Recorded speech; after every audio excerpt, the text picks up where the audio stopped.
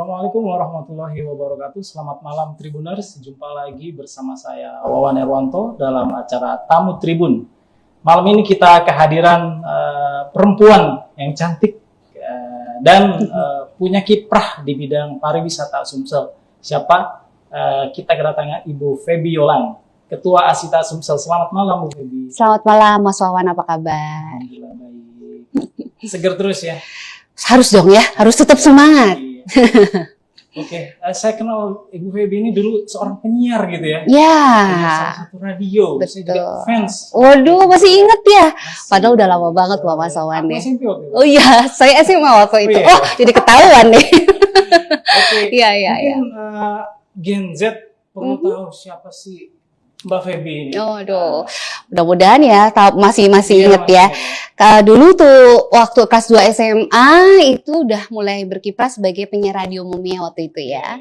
Selama kurang lebih 7 tahun. Lalu pindah ke Bandung nih, jadi penyiar radio juga di sana. Penyiar radio, boleh disebutin nggak sih namanya? Boleh. Penyiar radio Biardan di Bandung. Lalu sambil siaran di radio, saya kuliah S2 di Bandung. Saya juga syuting di O Channel TV Jakarta. Lalu udah selesai semua itu balik lagi ke Palembang. Kan kita harus membangun kota tercinta kan ya. Saya selesai S2 di Bandung, selesai di O Channel TV, balik ke Palembang. Balik ke TVRI Sumatera Selatan menjadi presenter TV lagi di situ. Nah, rasanya tuh keinginan untuk terus berada di depan kamera, terus itu berbicara di depan mic itu semakin menggebu-gebu, itu mungkin yang disebut dengan passion ya. Jadi saya memutuskan untuk kenapa nggak saya buka sekolah atau lembaga non formal komunikasi, lalu memutuskan untuk membuka lembaga pelatihan kerja swasta di bidang broadcasting, communication skill, service excellence sampai sekarang nih. Ditambah lagi satu lagi passionnya adalah traveling. Seneng jalan-jalan, senang keliling-keliling Indonesia, kalau bisa juga keliling dunia gitu ya. Ya udah deh kita buka biro perjalanan wisata aja. Gitu deh. Itu asal muasalnya saya membuka biro perjalanan wisata Cindo Citra Tour Travel Palembang. Selain lembaga pelatihan kerja swasta Cindo Citra juga. Gitu Mas Wawan. Berarti multi talent gitu ya. Ya, alhamdulillah lah ya. Insyaallah. Jadi sebetulnya cita-cita Mbak Feby ini apa sih? Cita-cita? Kalau cita-cita saya keliling dunia, simpel ya. Cita-cita saya ya pengen keliling dunia, pengen juga dulu sih pengen jadi psikolog, dulu juga pengen jadi presenter TV gitu ya. Ya 1-2 sudah tercapai lah, alhamdulillah. Yang pasti kalau ditanya basicnya lagi, cita-citanya apa sih? Ingin bahagia. Iya, dan sampai sekarang apa yang saya jalanin, saya merasa senang, happy, saya pikir udah lumayan lah. Mungkin flashback pengalaman ya. Iya. Jadi penyiar, terus jadi presenter. Itu yang paling seru tuh mana tuh? Semuanya seru ya. Semuanya itu menantang diri kita to the limit gitu. Waktu pertama kali ditawarin, kamu mau siaran nggak? Saya udah nggak mikir apa, mau. Saya senang mencoba hal-hal baru.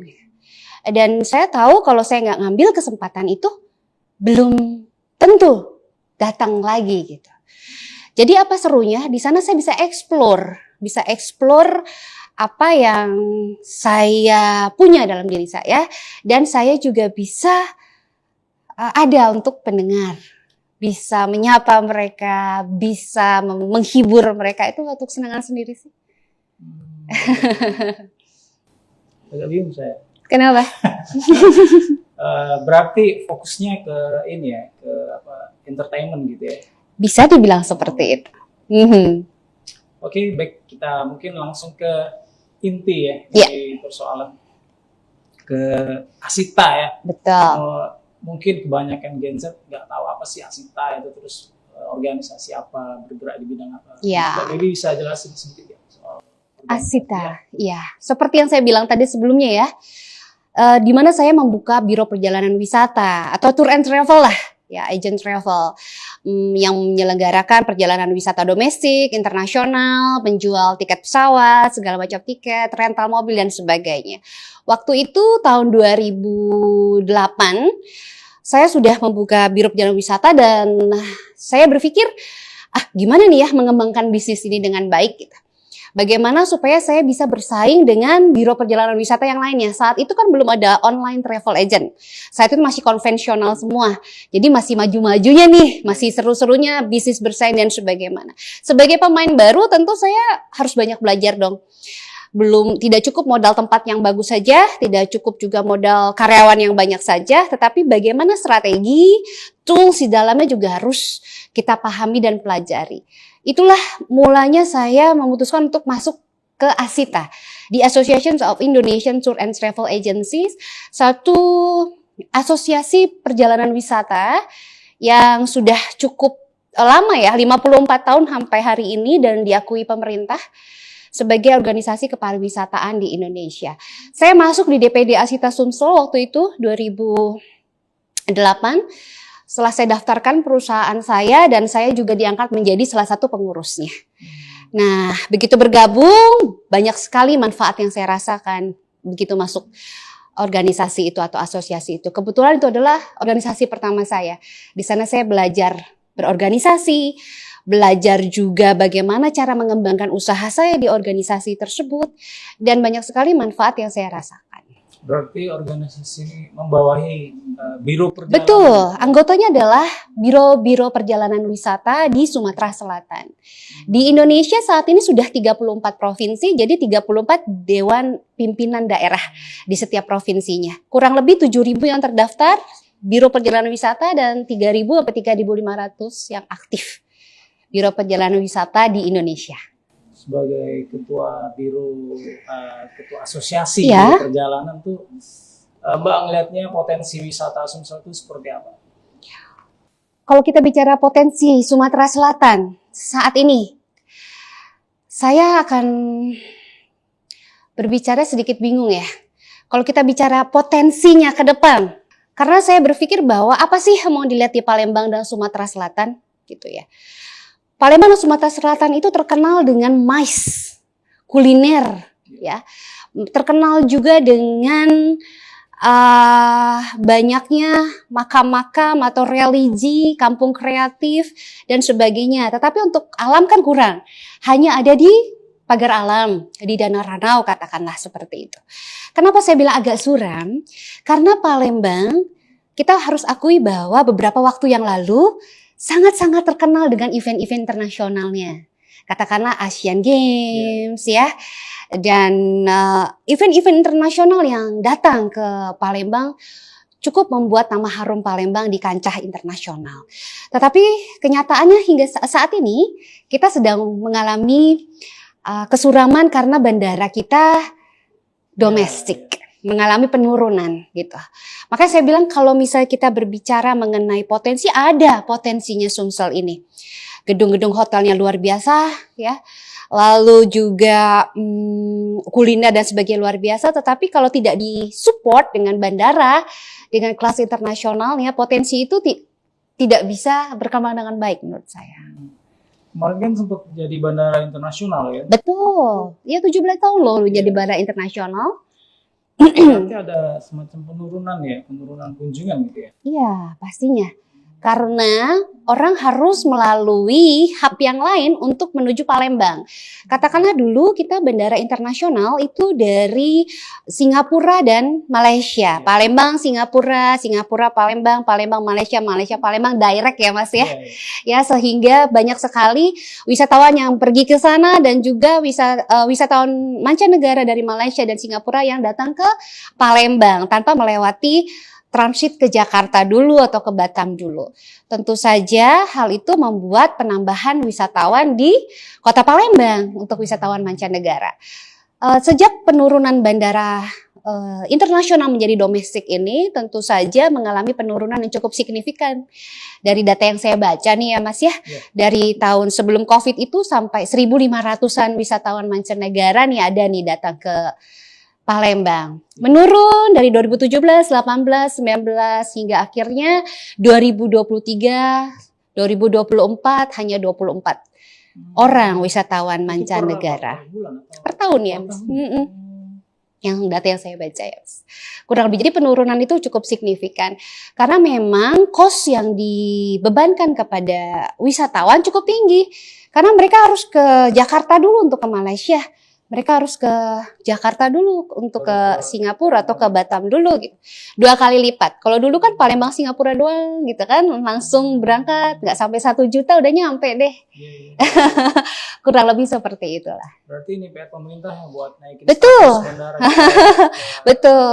Selain Asita juga kami beberapa lintas asosiasi terus mendesak pemerintah nih untuk meningkatkan status bandara domestik SMB 2 Palembang menjadi internasional kembali. Seperti janjinya katanya Menhub ya, mengatakan bulan April ini mudah-mudahan saja tercapai menjadi bandara internasional. Oke, siap. Next, pertanyaan yang lain, potensi apa yang bisa kita jual sebetulnya ke wisatawan mancanegara maupun domestik yang ada di Sumsel ini? Iya, kalau bicara soal potensi, kembali lagi kita harus bersaing dengan beberapa produk wisata dari daerah-daerah lain. Untuk itulah menurut saya Sumatera Selatan ini harus memiliki identitas pariwisatanya. Wisata apa sih yang bisa kita jual untuk wisatawan yang datang ke Sumatera Selatan? Katakanlah kalau misalnya ke Bali terkenal dengan wisatawan adatnya, kebudayaannya seperti itu. Kalau untuk Palembang nih atau Sumsel apa nih? Apakah wisatawan harus kita perkenalkan dengan wisata religinya, wisata kulinernya, atau wisata ekonomi kreatifnya, atau dengan kampung-kampung kreatifnya, desa-desa wisatanya, seperti apa? Itu dulu yang mau kita ke depan nih ya, mau ke depan bersama dengan pemerintah tentunya, bersama-sama kita rumuskan kira-kira judul apa yang pas untuk Palembang dan Sumatera Selatan, yang bisa kita jual, yang menjadi identitas bagi wisata Sumsel dan Palembang atau Sumatera Selatan lah khususnya. Tapi kalau secara umum, Palembang ini saya akui adalah terkenal sekali dengan historicalnya, sejarahnya, keterkaitan dengan kerajaan Sriwijayanya dari beberapa negara tetangga juga cukup tinggi ya Mas ya. Lalu juga wisata kulinernya yang tidak bisa kita pungkiri. Satu produk pempek aja dengan berbagai macam variannya itu kan luar biasa dan menjadi peringkat ke berapa gitu ya, di 10 besar makanan terenak di dunia katanya pempek itu. Dan itu juga kan merupakan hal yang bisa kita angkat.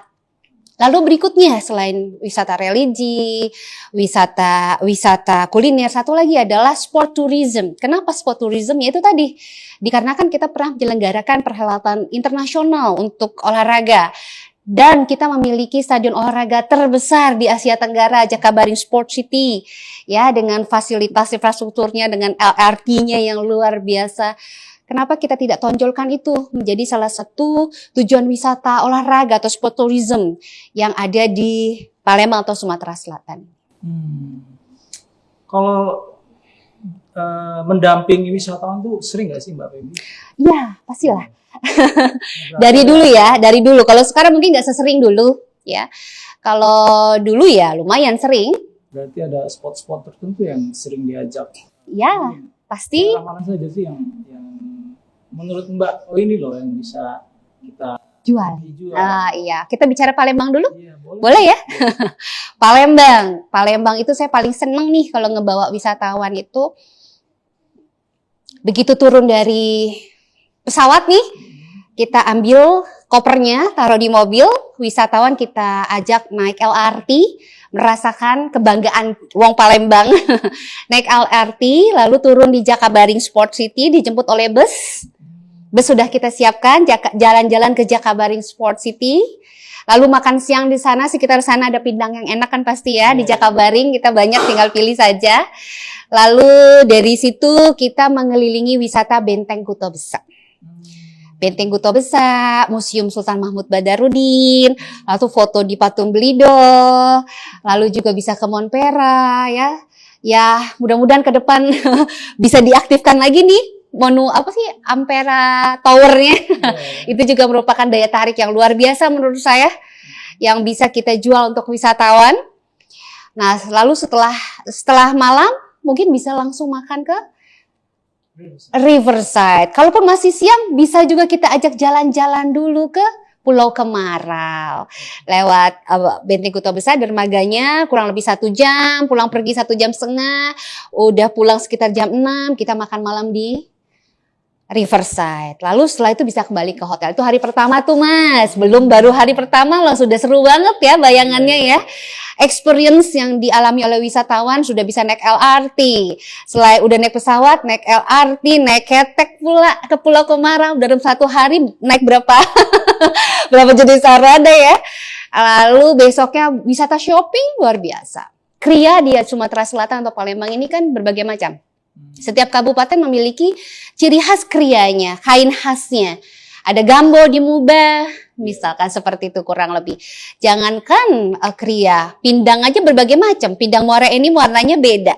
Pindang kabupaten yang lainnya beda. Nah, jadi sebenarnya kaya sekali yang bisa kita jual dan eksplor di Sumatera Selatan ini, Mas.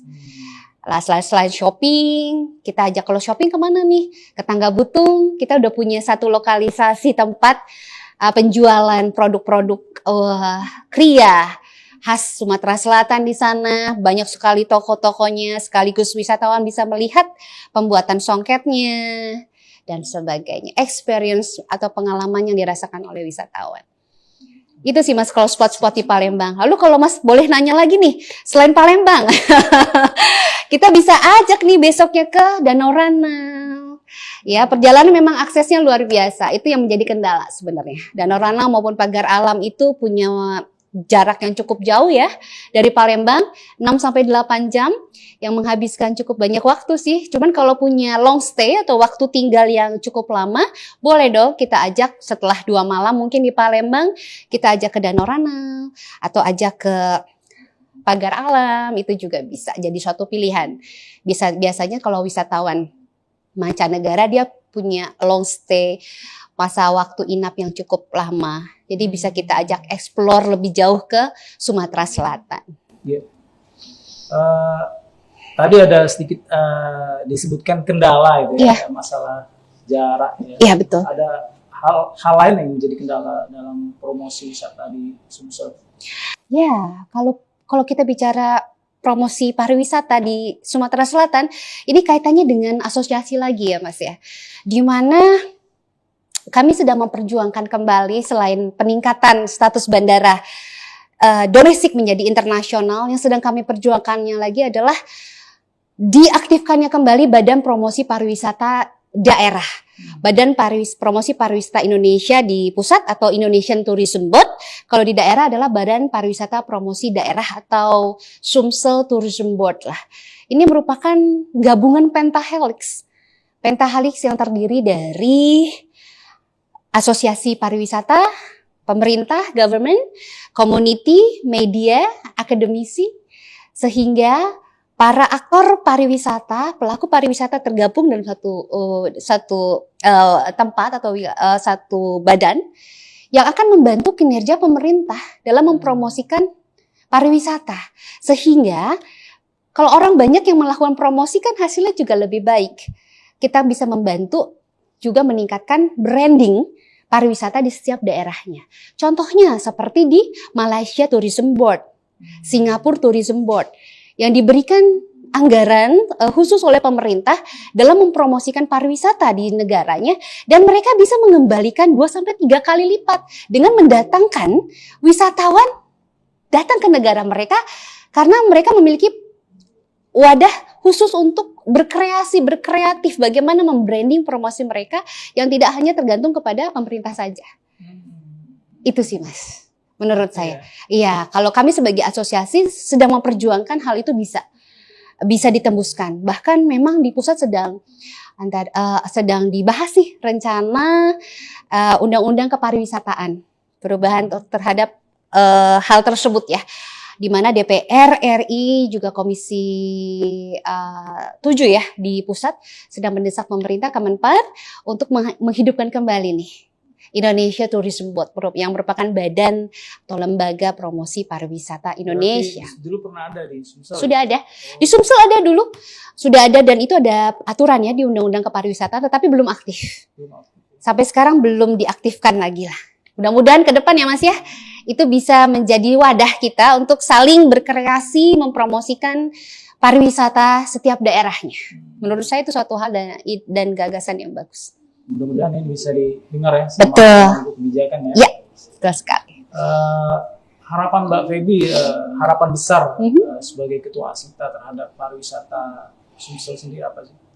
Harapan besar saya pasti ingin sekali pariwisata Sumatera Selatan ini menjadi suatu tujuan pariwisata kelas dunia. Ya. Itu yang ingin saya pastikan. Saya ingin sekali kalau saya keluar negeri, gitu ya. Dari mana? Dari Indonesia. Orang taunya Indonesia hanya Bali. Ya, harapan saya nanti ke depan orang tahu bahwa Palembang itu juga Indonesia, Sumatera Selatan itu juga Indonesia. Sehingga mudah-mudahan dengan kerjasama semua pihak, kerjasama stakeholder, mitra, dan pentahelix atau multihelix sekarang pariwisata bisa menjadikan Sumatera Selatan ini tujuan pariwisata kelas dunia. Saya mau tanya nih, kemarin sempat hangat ya kita kan gak lepas dari media sosial. Betul? Ya. Sempat masalah konten kreator. Ya. Nah itu tanggapan Mbak Feby sendiri gimana? Konten kreator yang mungkin nyerempet gitu ya. Ya. Nyerempet masalah karakter wong Palembang gitu. Iya. Kok dia kayak gitu, masalah kuliner gitu ya. Sempat mungkin Mbak Feby pernah tanggapannya seperti apa sih? Kalau menurut saya ya, segala sesuatu itu harus dilihat dari sisi negatif dan positifnya. Ketika kita memang ingin menyiarkan sesuatu, harusnya juga dilihat apa sih dampaknya ke depan seperti apa. Menurut saya menyiarkan sesuatu yang positif itu akan selalu baik kok ke depannya. Karena menyiarkan sesuatu yang berdampak seperti kemarin itu cukup merugikan. Ya, cukup membuat resah dan cukup membuat nama baik Palembang juga tercoreng gitu. Karena kita seperti kita ketahui, kabar buruk lebih cepat terdengarnya dibandingin kabar baik. Mudah-mudahan tanggapan saya adalah hal itu cepat berlalu dan mudah-mudahan juga kita bisa mengatasinya dengan hal-hal yang positif yang bisa kita viralkan tentang Kota Palembang. Satu lagi, kalau malam hari saya suka lewat di Jembatan Ampera, suka yang live gitu ya. Ya. Live ditonton oleh ribuan orang itu, menurut Mbak Feby itu positif atau negatif sih? Yang mana nih? Live? Live kadang nyanyi itu di atas jembatan. Oh, iya. di Ampera? Di Ampera. Oh gitu? Saya malah belum, saya ketinggalan nih. Ya. Kalau menurut saya, kalau nyanyinya bagus, nyanyinya enak didengar, nyanyinya juga lucu untuk ditonton, ya tidak menyinggung sara dan hal sebagainya, apalagi di backgroundnya adalah salah satu objek wisata. Kenapa enggak? Nah, itu merupakan salah satu bentuk branding gitu. Pencitraan yang bagus untuk Kota Palembang. Karena diisi dengan hal-hal yang positif pastinya. Wajah negeri kita itu tergantung media sosial. Itu pasti. Iya. Betul. Banyak sekali konten kreator yang nggak bisa kita kontrol. Betul. Mereka bikin konten di spot A, spot B, spot C. Polisi ada. Iya. Tapi kan kadang-kadang itu dipelintir lah istilahnya. Iya, betul. Gimana sih cara memfilter bahwa itu bukan kami, itu bukan wajah kami sebenarnya. Bali misal. Orang kenal Bali, positifnya yang bagus-bagus aja ya. Masalah ukiran, masalah tari pendek. Gitu ya. Tapi ada juga sisi gelap Bali itu ada. Tapi orang kan kenalnya kayak gitu. Iya betul. Tapi branding yang dapatnya seperti itu gitu. Kenapa Palembang kok branding yang didapatnya yang itu terus gitu ya? Belum lagi kehilangan motor dan sebagainya gitu ya. Kemarin ada bule Rusia ya? Iya, bule Rusia yang kehilangan motor sebagainya gitu. Ya kalau menurut saya sih apa yang harus kenapa kita nggak berlomba-lomba aja nunjukin hal-hal yang baik kalau begitu gitu kan. Kayak kemarin yang sudah dilakukan oleh beberapa kayak kemarin tuh ya ada LSM juga di situ ya, ada asosiasi juga, ada Dokter Richard juga itu ya untuk membalikan keadaan ya. Menurut saya itu salah satu usaha atau upaya sih untuk membuktikan bahwa wong kita galo nih bisa juga kok masak rendang dari kita untuk kita dan aman-aman aja, bahkan melebihi porsi dari yang kemarin gitu. Asal memang dipersiapkan dengan baik. Menurut saya hal yang negatif seperti yang sudah dilakukan influencer sebelumnya itu dibalas dengan tindakan seperti itu cukup bagus juga untuk membuktikan bahwa kita baik-baik saja. Nah, apa sih caranya atau apa tipsnya untuk menghilangkan yang seperti itu? Lakukanlah lebih banyak lagi kegiatan positif seperti itu. Melakukan pencitraan yang baik terhadap Kota Palembang gitu. Semakin banyaknya orang-orang yang mau melakukan hal-hal yang baik dan positif dan bermanfaat untuk orang lain dan disiarkan melalui media gitu ya, media sosial atau apapun itu, menurut saya itu menjadi hal yang baik untuk meningkatkan branding positif tentang Kota Palembang. Pertanyaannya, ayo mau nggak, peduli nggak? Nah, kepedulian itu yang susah didapat gitu. Jadi kalau nggak menunggu orang lain, kenapa nggak dari kita dulu aja gitu? Mungkin dari gerakan kecil-kecil dulu, gerakan sadar wisatanya kita dulu deh. Apa sih yang harus kita lakukan? Kita gerakan sadar wisata kita dulu deh. Bagaimana kita misalnya membuang sampah dengan baik dan membersihkan tempat destinasi wisata yang baik, objek wisata yang baik kita bersihkan, kita viralkan. Ya nggak apa-apa, itu kan memviralkan sesuatu yang bermanfaat dan memotivasi masyarakat. Menurut saya kesadaran wisata di Kota Palembang yang perlu ditingkatkan, di Sumatera Selatan yang perlu ditingkatkan, sehingga branding wisata yang baik akan didapat oleh Palembang dan Sumatera Selatan. Bali, kenapa Bali sudah bisa sedemikian? Karena mereka sudah bertahun-tahun, berdekade lalu sangat-sangat sadar wisata masyarakatnya. Karena pariwisata merupakan salah satu sektor prioritas utama untuk pendapatan daerahnya, sehingga mereka sangat tergantung sekali dengan pariwisata. Mau nggak mau mereka sudah belajar untuk melakukan pelayanan prima kepada siapapun, kepada wisatawan gitu. Nah, kenapa enggak kita di Palembang kita lakukan yang namanya gerakan sadar wisata bagi seluruh masyarakat Palembang, sampai tukang parkir, ya kan, sampai security, sampai anak-anak sekolah. Dan alhamdulillah sekarang di Kota Palembang sudah ada sekolah pariwisata. Ya, Politeknik Pariwisata. Mudah-mudahan banyak sekali generasi muda yang udah mulai bisa menularkan sadar wisatanya kepada keluarganya, masyarakat sekitarnya, sehingga kita bisa lebih baik lagi dalam menghadapi tamu yang datang ke Kota Palembang, wisatawan yang datang ke Kota Palembang, sehingga mudah-mudahan ke depan branding Kota Palembang akan jauh lebih baik. Closing statement, silakan Mbak Feby. Baik, jadi terkait masalah pariwisata, khususnya pariwisata Sumatera Selatan, tadi sempat bincang-bincang dan saya bisa menyimpulkan bahwa attitude is just a little thing, hal kecil saja, but make a big difference. Contohnya adalah senyuman. Senyuman adalah hal yang gampang dilakukan, mudah untuk dilihat dan nyaman untuk dirasakan. Dengan hal kecil seperti senyuman, good attitude dalam menerima tamu atau wisatawan, dan kesadaran wisata yang tinggi dari kita, lingkungan kita, dan masyarakat Palembang dan Sumatera Selatan, semoga kesadaran wisata semakin tinggi di masyarakat Sumatera Selatan dan menciptakan pariwisata yang kondusif, menyenangkan, dan juga menjadikan Sumatera Selatan tujuan pariwisata kelas dunia. Terima kasih. Ya, demikian Tribuners bincang-bincang kita dengan Ibu Feby Yolan, Ketua Asita Sumsel. Mudah-mudahan bisa berjumpa lagi dengan tema-tema yang lebih menarik. Wassalamualaikum.